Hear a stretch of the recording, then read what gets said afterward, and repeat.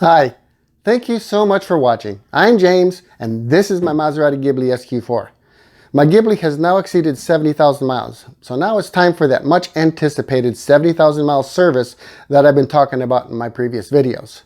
This is the first in a 7-part series of videos, so please click the subscribe button and hit that bell so you'll be notified when each of those videos in the 7-part series comes out. I also have an announcement to make and something to show you that might increase the value of your car if you do it right. So stick around.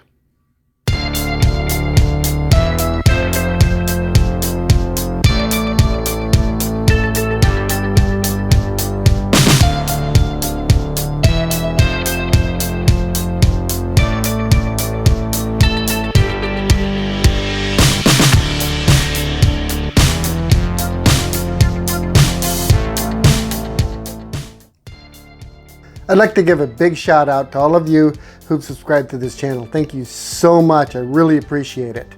It's because of you this channel's reached a milestone. We've exceeded 100 subscribers. And that enables a new feature. That feature is called custom URL. What that means is instead of having this as the URL to get to the channel, we can now have this to get to the channel. It's simpler, makes it easier to find the channel on YouTube. It makes it easier to share with other people too. So I have a dilemma now. I need to rename my channel. I need your help. I'd like to encourage you, the subscribers, to make the contribution. Come up with some ideas and post your ideas in the comments below. The ideas has to be, of course, unique to YouTube, clean, appropriate, and follow the theme of do-it-yourself maintenance exotics. Okay? If I use your idea, I will recognize you in a future video. If you're local to this area, you can even be a guest on a future video. So please help me come up with a name a new name for this channel. That was the announcement. Now for what I have to show you. This is a maintenance record. I started this when I first bought the car. I wanted to make sure, since I'm going to be doing my own maintenance, I want to have everything recorded. If I decide to sell the car, the buyer knows everything that I did to the car. Oil changes, everything. So, come take a look. Let's take a look. I'll be as brief as I can. Nice cover. And what I do is I keep all the invoices that I get from either going to a dealership to have recalls done or computer updates, like I did this one. This one fixed the blower issue that I had. And I've made my own, so when I do something, I record it down. For example, tire changes and such. And I keep everything related to, this is a recall, I keep everything related to my car here. That's all in chronological order. Specifications, here's the Carfax, here's the tire warranty, everything in here related to my car is in here. There's the purchase agreement. And one thing I wanted to show you, these are the prior service records that I got for the car from the dealership. There's about 4 pages here, so I know pretty much everything that the dealership, or that was done on my car at the dealership. So there we have it. This is my maintenance record. And I think that will increase the value of the car. What do you think? Post your comments post your thoughts in the comments below. So, what am I going to be doing in this first video? I'm going to be replacing the cabin pollen filter, and I'm going to be cleaning my K&N air filters underneath the hood, the air filters. I bought K&Ns for this car. So here's the cabin filter. I paid $26 for this on Amazon. Hopefully it's the right part. We'll find out later. And I bought a recharge kit for the K&Ns. And we're going to do this today too. A lot of you probably already know this, but to access the cabin filter, you pull this panel up here. There are 2 pulleys up. Put that aside. Then you pull up on this black cover here. It opens up like that, and you grab it with your thumb and you pull it out. And here's the old air filter. And you'll see it has arrows indicating which way the airflow is supposed to go. It's supposed to go that way. So put this here, pull the new one out. This is really simple. As long as you know where it's at and which way to put it in, and it's pretty much idiot proof. This one also has the arrows on it. This is a new one. You just slide it in there, like so, and close it, and close this back up, in there.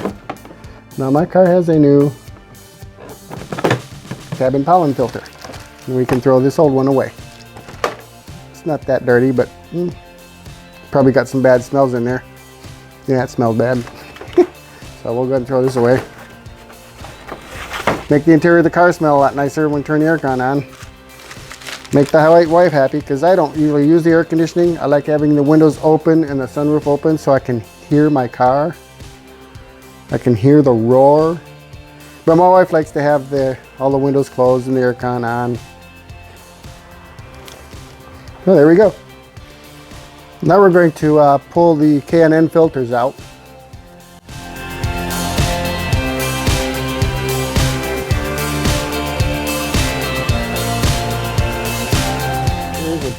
Here is one dirty air filter, and it's dirty inside there too, so we're going to vacuum that out.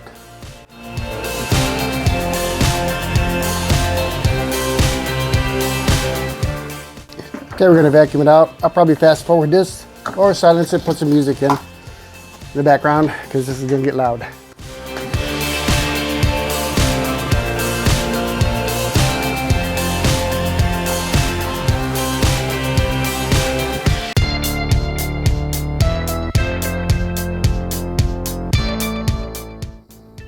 The reason I wanted to make sure I get all the dirt out of there is because just behind here is your airflow sensors. Okay, to clean K&N filters, got the recharge kit here. Ooh, this thing's hot. Been in the sun.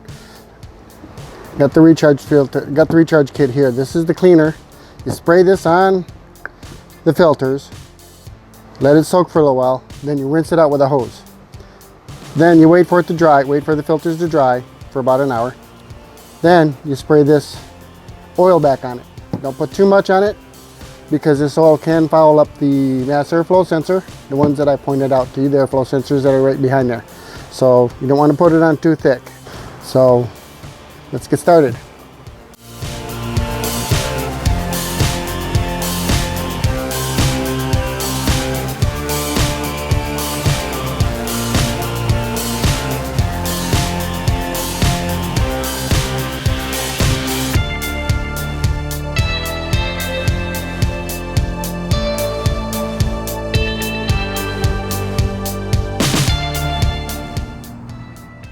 Okay, they've been soaking for about 11 minutes now, so we'll go ahead and rinse these out. Let me go turn the water on.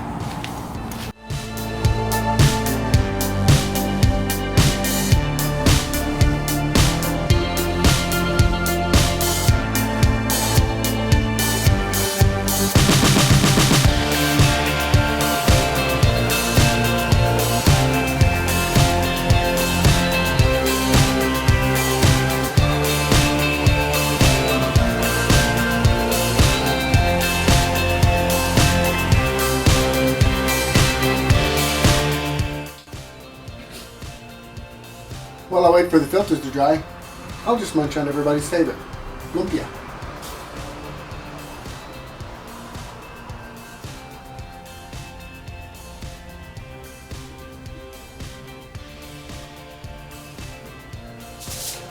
One of the things that I need to stress really thoroughly is that you need to make sure you get all of the water off of the K&Ns first before you apply the oil. I let these sit out in the sun for about 30 minutes. Probably should have left them out there for an hour. And just for the sake of it, I used compressed air, and I sprayed compressed air from the inside out, and there was still a lot of water in there, especially down here on the bottom. I flipped them over after a while to let the water drain out, but it's vital that you make sure these are completely dry before you apply the oil, because as I said earlier, the mass airflow sensor is right behind the grid in there. I'll show it to you in a second, but that cannot get dirty. If it gets dirty, it's not a good idea to clean it. It should be replaced, and they're expensive. So that's why it's vital. Make sure you get all the water off here, because you don't want any of that water with the oil in it getting inside there. After you apply the oil, just don't apply it liberally. You apply just even coat. That's all you need. And you let it wick. You let it sit for about 20-30 minutes to wick up like a can. It'll wick up like wax. And then it will be ready to install back in. Let me show you that mass airflow sensor. There, you see that protrusion there behind the grid? That is your mass airflow sensor. It's right there. You can't let that get dirty, oily, or you should have to replace it.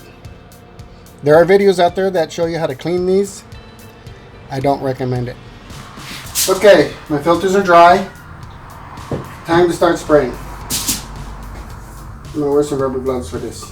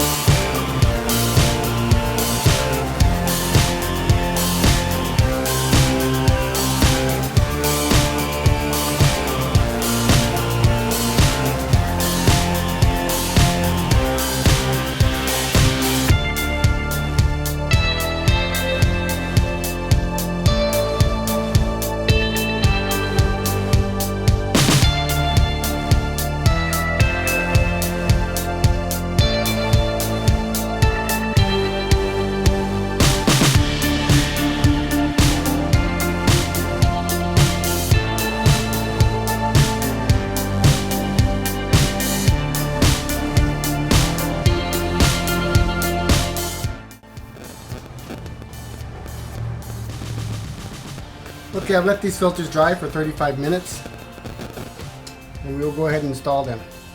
Just set them down inside there, like so. Make sure it's seated right.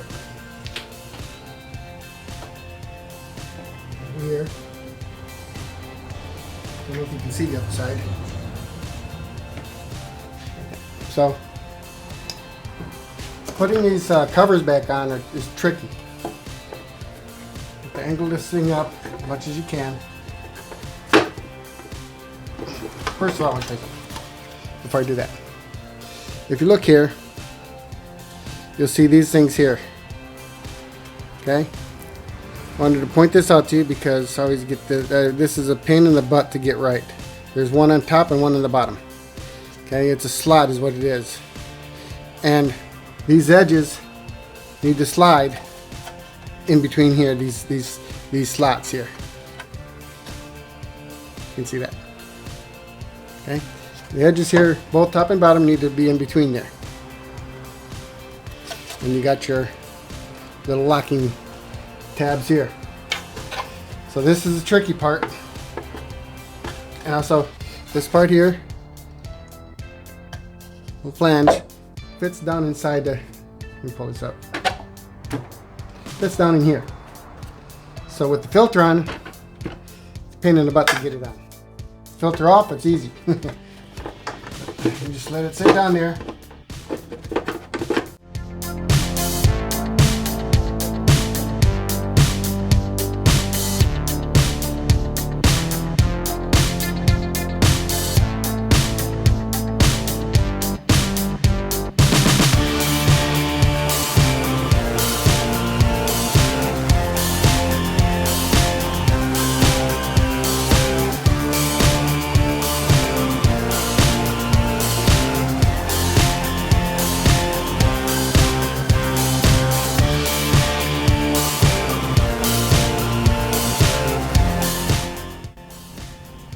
This concludes the first video in a 7-part series, 70,000 mile service on my Maserati Ghibli SQ4.